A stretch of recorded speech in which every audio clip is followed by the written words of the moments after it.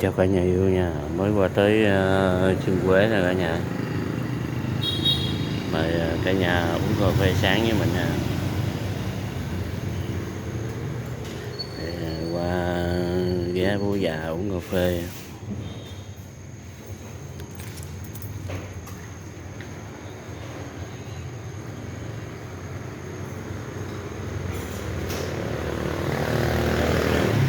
Sớm nên đường cũng còn vắng lắm nè cả nhà.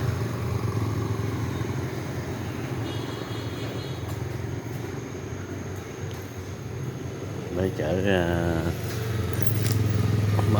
chở thịt qua để chuẩn bị đi du lịch miền Tây nha cả nhà. Chào cả nhà yêu nha, chúc cả nhà buổi sáng vui vẻ, an lành, may mắn, phát tài nha. Bye cả nhà.